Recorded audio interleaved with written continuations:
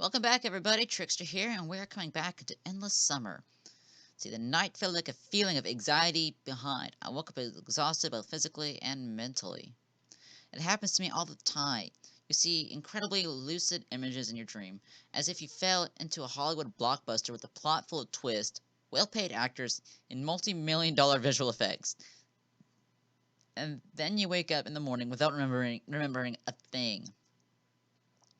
That's what I was trying to do, to restore the images shown by my relaxed brain, but that part of my memory was empty, either archived or formatted completely. It's 7 a.m. according to the clock. Damn, that's too early. I seem to be an early bird today. Olga was still sleeping, wrapped tightly in her blankets. Wrapped so tightly, is it hot summer? In a hot summer? I got up, stretched, and went to the mirror to have a look at myself. I better shave. Strange idea. Before twice a month was enough, but now nothing depends on the way I look. I haven't found a razor anyway. Why do I need it if I look like I'm 17 at most? So, breakfast can't start earlier than 9, and this means I have plenty of time, which I can spend on walking and washing, for example. Water didn't seem as ice cold as the previous day. On the contrary, this refreshing coolness helps me brace up and come back to reality, whether all these events can be called real. The tooth powder didn't seem to be just an outdated thing. A quick thought struck me that it's not that different from toothpaste. When I returned to the cabin, Olga was already up. She was standing in front of the mirror, fixing her hair. Good morning, Semyon. Morning. Because of a lack of sleep, my head was still singing, and my thoughts were all jumbled together. However, I didn't regret waking up instead of my usual habit of sleeping in for 2 or 3 hours more. How come you got up so early? It just happened. And on record shift again. Let me. I'll do it myself. Not a big deal. On the way to the canteen. I don't think so. Do it now. Did you forget about the lineup before breakfast? How could I even ever forget? And what's the lineup going to be about today? Well, we'll discuss the agenda for the day. What's the agenda? Frankly speaking, I didn't care for what might be on the agenda for our courageous pioneer troop. I was more interested in where our brave leader will send our little pioneer army for the following 12 to 15 hours. Maybe I can manage to avoid enemy locations. You'll find that out at the lineup. She gave me a wily smile. Olga, you know, my stomach is getting upset. I'd rather, well, you know, I believe it's okay to miss the lineup once. I can get nasty if I fail to control it right there. Where did all this courage come from? You'll have 5 more minutes. I'm afraid I'll need more time. You could tell me right now, please. Sure, I'll try. But just in case it all goes down. Oh, fine. On our list for today is cleaning the camp locations, organizing the books in the library, some other minor tasks, and of course, we'll have a ball in the evening. Watch yourself. You must take part in the camp activities today. You bet. Definitely. And now I'd rather... Oh, come on, let's hit the road. I came out of the cabin and hit the bushes behind it, waiting for Olga to leave. Actually, I didn't have any particular reason to behave this way, but the voice within me kept telling me that I had nothing to do at the lineup. After the camp leader left, I went back inside the cabin and decided to wait for breakfast there. Well, I'm not planning on taking part in the community life today. Cleaning and organizing, that's not what someone in my situation should be doing. 2 days have passed, and I'm still right where I started. All the residents seem to be perfectly ordinary people. They weren't involved in any conspiracy, weren't communicating with aliens, and have no idea about time warps. Of course, each of them is a bit peculiar, but those peculiarities do not seem out of line at all. Moreover, if I had to meet any of these pioneers in my familiar world, I wouldn't suspect anything wrong. They seem to be even more normal and natural than, let's say, yours truly. This line of reasoning was quite logical. The illogical part was the absence of answers. Ordinary people are in an extraordinary place. I've heard that. I've heard and seen that already. Somewhere. Dozens of pioneers, or even more, live their familiar lives and do their regular stuff day by day. They don't understand that the world around them is not what it looks like. Okay, but this is their point of view. As for me, I'm not acquainted with the world of the Salvionic camp and its residents, even if they seem to behave in the way normal people would under the same circumstances. I have I have to decide here and now. Are those people involved in what's happening to me? Can they give me any answers? Or do I have to seek the truth somewhere else? Let me seek the truth. I seem to overdid it a bit with thinking. There's no usual crowd of hungry pioneers in the canteen. Or even inside the canteen. Most of them probably had their breakfast before 9. That's even better. Two's company, three's a crowd. Lena was sitting in the furthest corner of the canteen, lazily picking with their fork at the amorphous lump that vaguely resembles porridge. Having a breakfast with her seems like a good idea. We can have a chat in peace. Or at least try to have one. I was on the waiter table when suddenly someone grabbed me by the sleeve. Xenia, the librarian. Get your meal and come. We need to talk. What are you waiting for? I was a bit confused. Pardon. This isn't a bit too sudden? What's wrong? Get your meal and sit down. I suppose she considers her behavior completely normal. Fine. Wait a minute. I'm not sure why, but I accepted the invitation. What if I can learn something new? She is such a bookworm. Minutes later, I was sitting in front of Xenia with a tray and the simple meal on it. Porridge, 2 eggs, 4 pieces of white bread, a sausage, and a glass of compote. Bon appetit. Thanks. I decided to act as politely as I could, and also eat more neatly, without chomping and spilling crumbs of food or drops of compote. So, what do you want to talk about? Today at the library. I wasn't listening from that point onwards. I merely recalled Olga's words about the scheduled events for today. Don't forget. Oh, what? I said don't forget to visit the library after lunch. What for? Were you even listening? Nope. I admitted honestly. Xenia's face turned red and then appeared green. Then the soft purple color. Today after lunch, you in the library. Got it, dunce? Dunce? What kind of curse is that? I thought, though, a pioneer must never use a curse word. How could I ever forget this rule? Oh yeah, sure, I apologize. Of course I'll be there. Actually, I wasn't really planning on going anywhere. But if you want to make someone speak, you need to sacrifice a bit first. By the way, what year is it now? I've totally lost count. Decided to play fair. She looked at me perplexedly and answered, haven't you gone completely bananas? Honestly, that's how I felt for the last few days. Xenia didn't reply. So what year is it? He smiled kindly. Listen, why don't you first at the infirmary? Well, will they tell me what year it is in there? Oh, certainly, and even more. Xenia stood up and headed for the exit. Wait, you didn't finish your meal. But it looks like she will turn back. I was finishing chewing the sausage, which tasted like a twisted pear cable. I wonder if they have internet access here. I guess not. A pioneer sitting next to the table noticed me talking to herself and stared at me. I smiled and waved at him in return. After such a friendly greeting, he, for some reason, left the canteen quickly without finishing his breakfast. Done with the food, time for a search for some clues. Sometime later, I finally came to the infirmary. I had nothing to do with this place. Though the nurse seemed quite caring, it's better to keep a distance from her. Such benevolence is actually scary. She seems more like a freaking pervert than anything else. She may know something, but I can't. I just hadn't the courage to enter the infirmary. Moreover, I have no reason to.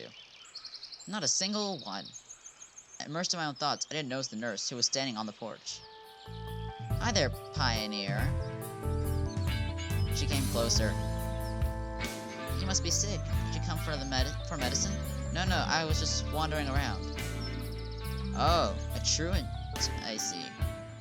But if you're here, I have a serious task for you. gave her a look of inquiry. The word task made me feel uneasy. It sounded like something inevitable. Thunder smiled spitefully. You both will help me to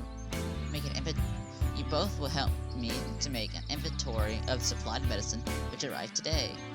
Both? Who are we? Perhaps I misheard. But what were confused with both? Hi. Lena emerged from behind the nurse's back. It seems strange that I haven't noticed her until now. Come here after dinner. I have explained everything to Lena. She will tell you what to do. Medicine, huh? Supplied today? But Olga told me that no bus would arrive for the next couple of days. So there were visitors to our camp today? Yes, they arrived from the city this morning. Why are you asking? Just curious. Alright then, Pioneer. So tonight, after dinner, you'll be here. Lena was barely noticeable this whole time.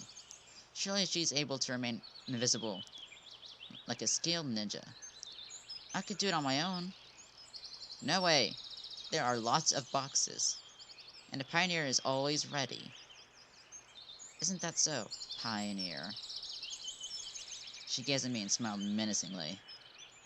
I don't want to spend the whole evening doing something like this, and also I got more important things to do.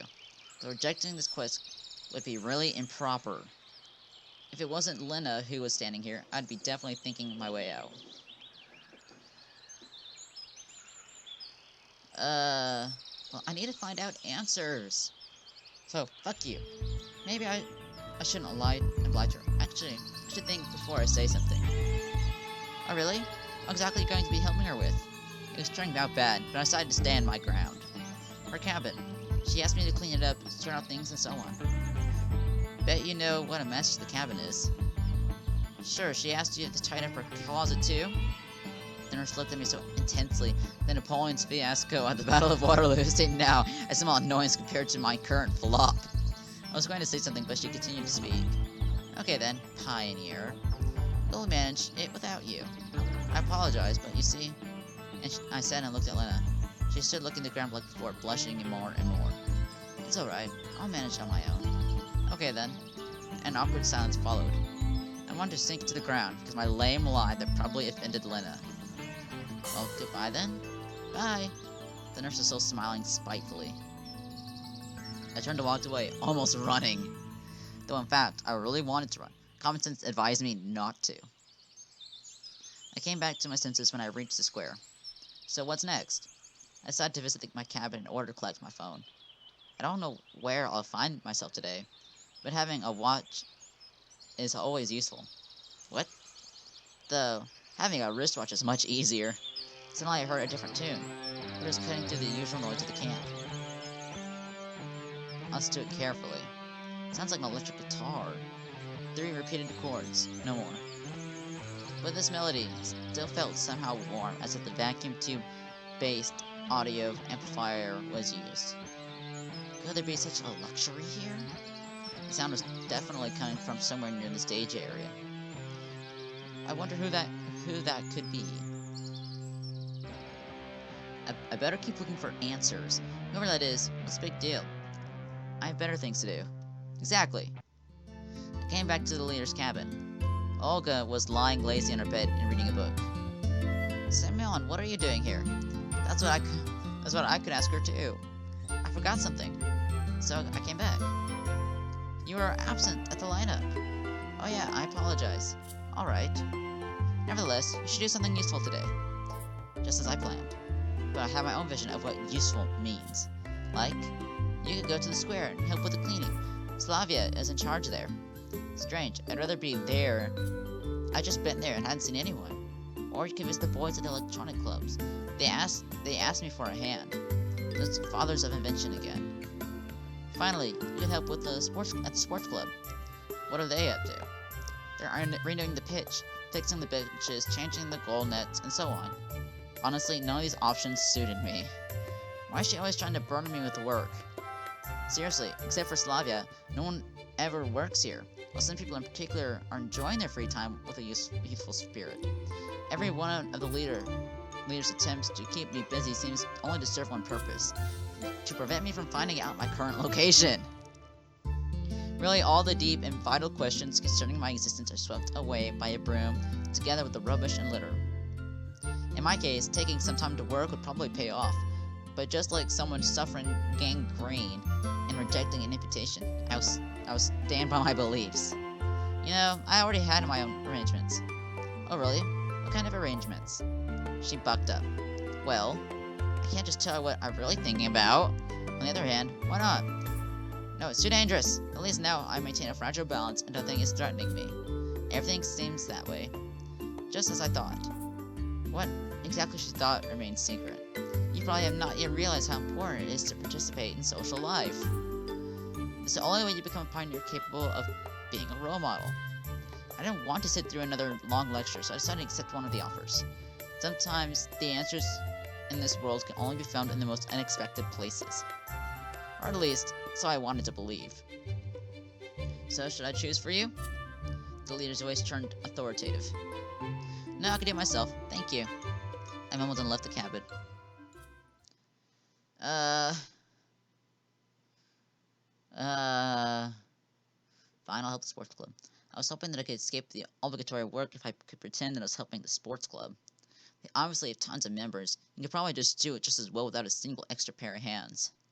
However, I'd better visit the sports ground, at least to check in there, just in case Olga finds out that her ideal pioneer slacks off and dodges community service.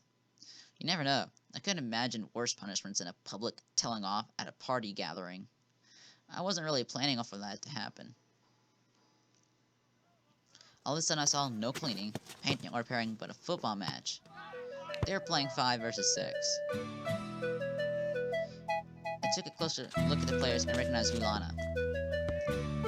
I won't interfere, I'll just watch. The teams were obviously mismatched. One team consisted entirely of younger kids who looked about 12 years old. The other team consisted entirely of teenagers. Besides, they only had one extra player. Ulana. Mind you, what could one extra person more for one girl do? Soon enough, I realized that I was mistaken. Ulana had a good dribbling technique, cutting through the defenders one by one. She obviously liked teamwork skills, but they weren't even required at this level. She scored with inevitability or regularity, and came closer to the pitch. Hey, come on, join us. They're short one man on their team. I guess that's what counts at community service here. We've already finished everything, said Ulana, sounding insulted. I looked over the sports grounds again. The bench was freshly painted, new nets placed behind the goals. How did they manage to get through all this stuff? Come on, join the team. Well, given that I escaped last time, I should indeed play now. Ball at the center, we start. With the very first touch, I put the ball in the top corner with a delicate strike. Actually, it wasn't that difficult. The pitch was at most 50 meters long, and a goalkeeper at the opposing team couldn't even reach the crossbar. Sometime later, we tied it up, despite our team being 7 or 8 goals behind at the start. Objectively speaking, one should know that Ulana's team scored a couple of goals during my time here too. More precisely, she scored. You couldn't say that she had Ronaldinho's tricks or precisely Beckham's shots in her pocket. She would just kick the ball in the open space, and coming up towards the goal, she just toe punted every time. However, such a dull strategy brought positive results. I could not keep an eye on every opponent, and my teammates were not much help. Certainly, I played better than all of them, and theoretically, I could have scored as many times as I wanted, but it seemed unsportsmanlike to me. Winning isn't everything, but it's taking part that counts, isn't it?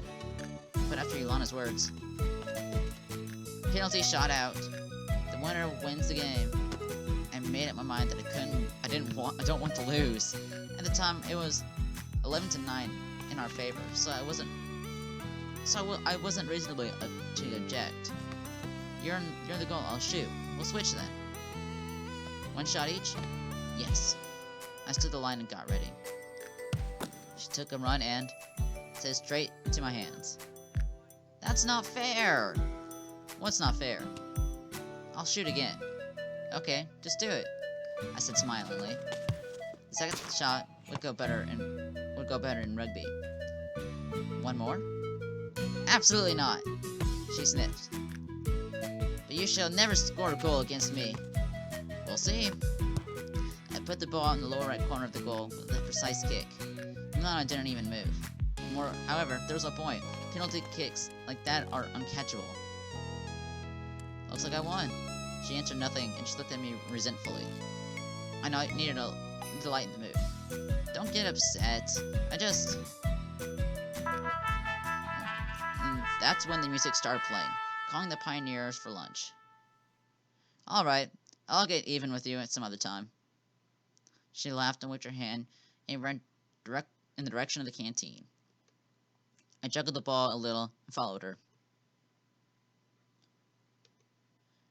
Who is marching forward in a row? It's our pioneer squad. Pioneers in a row usually marched to the canteen in the Sovionic camp. I was looking for a place where no one would disturb me, like what happened before. So I can eat in peace. And for that, I have to at least not be the last one to come. But I was pretty sure whatever happens here happens whether I wanted to or not. The canteen was crammed full as an egg.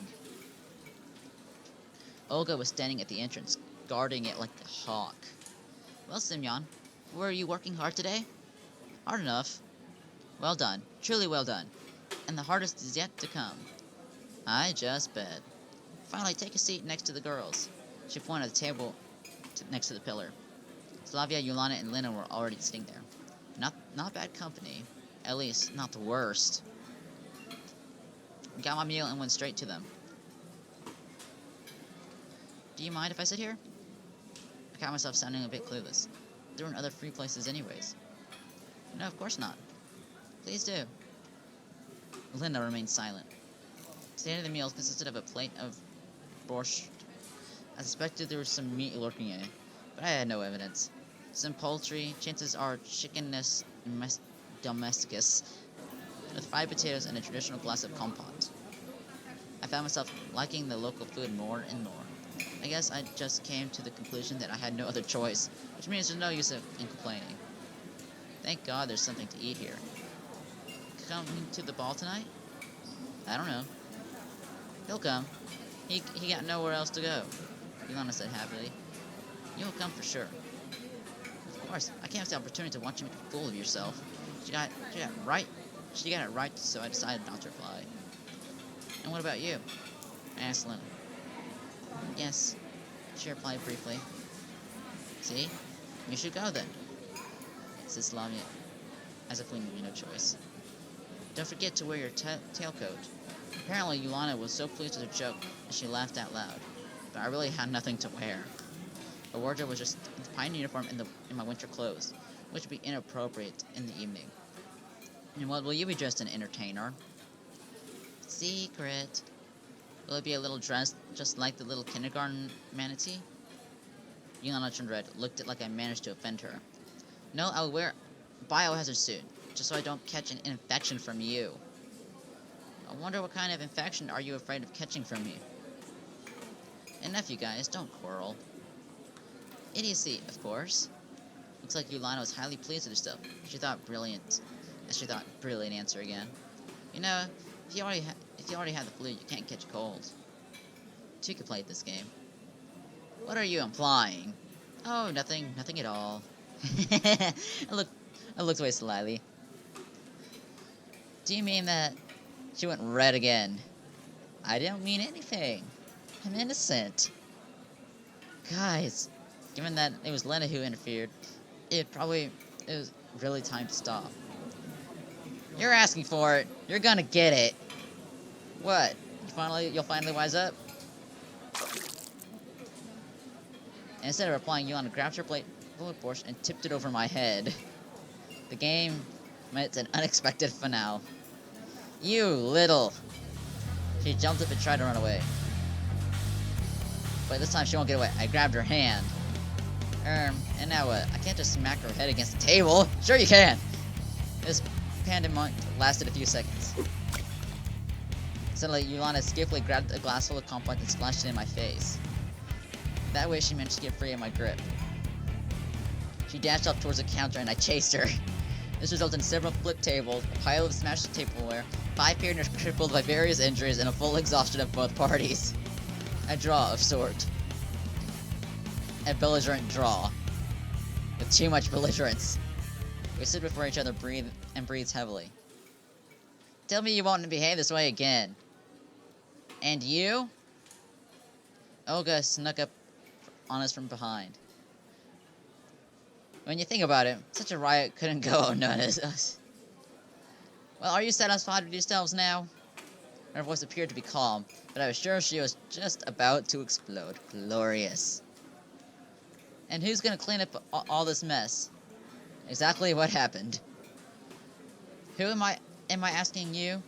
Who? Him! Replied Yulan with complete confidence. Her! I objected less confidently.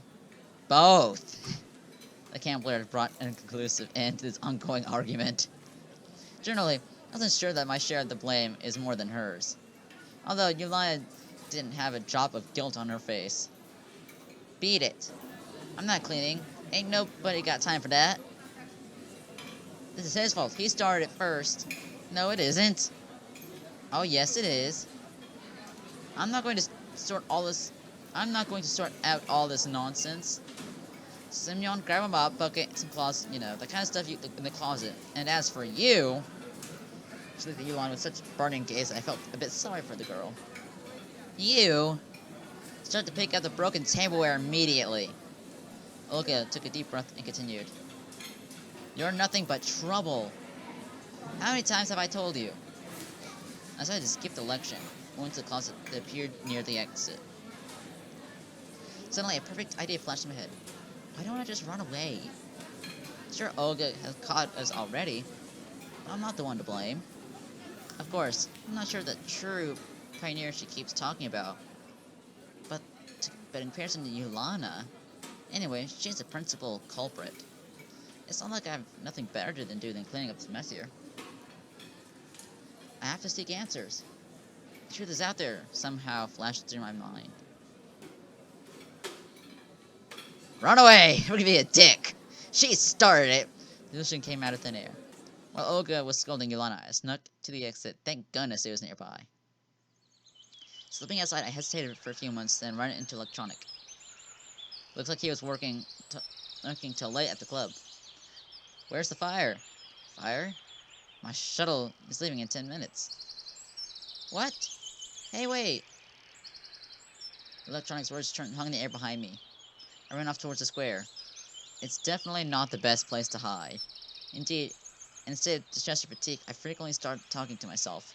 Well, not really talking, but rather mumbling under my breath. It helps me concentrate and find the right solution quickly. Okay, where to next? Where should I go? The best place would be the one with the least amount of people. Consequently, my way lies in the woods. Half a minute later, I'm already relaxing, singing and stumped near the forest trail. That was one hell of a getaway. I hope that'll teach Yulana to behave. Indeed, she's not a child anymore. Well, sad, but true. Not a child anymore. Now a thought crossed my mind. I might have sort of mishandled the whole situation. A fair share of that broken tableware is because of me. Moreover, one might mention that I didn't have to engage in that mess in the beginning. It got me thinking. How's the weather? Slavia stood right before me. How did she manage to sneak up on me unnoticed? Thank goodness it's not Olga. Fine. Those are the only words I managed to squeeze out of myself. I thought I'd find you here. Why? I'm not sure. It's just... She looked up at the sky. There are a few people around here. Does Slavia really think I have some sort of social phobia? On second thought, she actually has a good reason to think so. And what are you doing here? Looking for you. She actually smiled again, but this time her smile looked a bit different. A little friendlier, I guess. Me? Why? Can't you guess? I brushed myself preparing for the hard lecture. I understand that you're guilty to a lesser degree than Yulana. Now the camp leader's assistant is defending me. I felt even more pathetic. Damn, get serious. We're not playing bad cop, good cop here. But if I grant that, you're not. If I grant that, you aren't gonna help her. See, you can at least help me. Saying that, Slavia looked at the sky yet again. I wonder what she's looking up for there. And what do I need to do? We have to reorganize the books in the library. It's way better than disciplinary enslavement together with Ulana. And anyway, here's an offer I couldn't refuse. I'm all your service, mademoiselle, or madame. She laughed. Then follow me, monsieur. In a couple minutes, we were at the library. All the way, I kept looking around in fear of meeting Olga. Looked like Slavia didn't notice my anxiety. And still, it was quite odd that she hadn't scolded me. Well, if we're going to continue our analogy, Slavia is definitely the good cop. Well, brackets and gleaming sunlight struck through the window of the library, the myriad of dust particles dancing in the beams. Well, guys, I'm going to save it here, and I shall see you in the next one. Bye-bye!